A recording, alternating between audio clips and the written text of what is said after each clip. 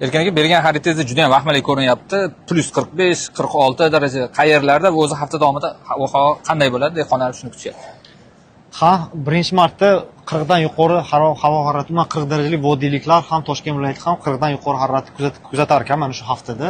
Ayni haftaning boshlarida dushanba, seshanba kunlari juda ham ko'plab hududlarimizda, ayni shimolda, Qizilqum cho'llarida, Buxoro, Navoiy viloyatlari kiradi bunga. Keyin va mana 23-iyundan boshlab Surxondaryo viloyatining janubiy hududlarida issiq havo oqimi qamaladi. Ayni surxondaryoliklar bu hafta uchun har kuni 44, 45, 46 hattoki dam olish kunlari 47 darajagacha ayrim ob-havo prognoz modellari ko'rsatyapti. Chunki ko'zi yakshanba kuni Surxondaryo janubidan o'tadi issiq havo oqimi.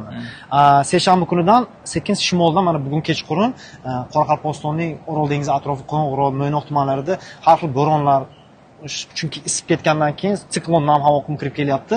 Bu havo oqimi keyin chiqib ketadi nimaga? Qozog'istonga seshanba kuni va antsiklon kirib keladi. Ya'ni seshanba kuni, chorshanba kunidan boshlab respublikaning katta qismlarida biroz salqin ob-havo kuzatiladi. Payshanba kuniga kelib, sekin yana juma kunidan sekin yana Turkmanistonda issiq havo oqimi ta'sir etib, endi respublikaning katta qismiga ta'sir etishi boshlanadi. Ya'ni shanba, yakshanba kunlari hatto Vodiy, Toshkent, Sirdaryo, Jizzax, Samarqand viloyati aholisi kunduz kunlari 42, Vodiyda 40 daraja, boshqa joylarda 42 darajagacha harorat ko'tariladi. Shimolda ham ayni dam olish kunlari, ya'ni issiq havo oqimi. Ya'ni hafta boshlari issiq, keyin issiq havo oqimining ta'siri sezilib sezilmasdan janubda qoladi va mana hozir dim havo bo'lyapti biroz.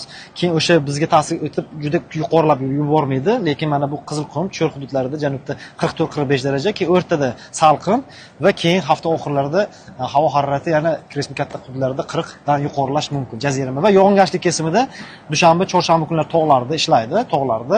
Dushanba, seshanba kunlari Vodiy va Toshkent viloyatida asosiy yog'inlar, bugun kechqurun shimolda va yakshanba kuni ham shimolda bor ekan. Qoraqalpog'iston, Ustyurt platolar atrofida ham. Keyin yog'ingarchilik respublika kesimida boshqa joylarda hududlarda deyarli. Chorshanbadan yakshanbagacha quruq.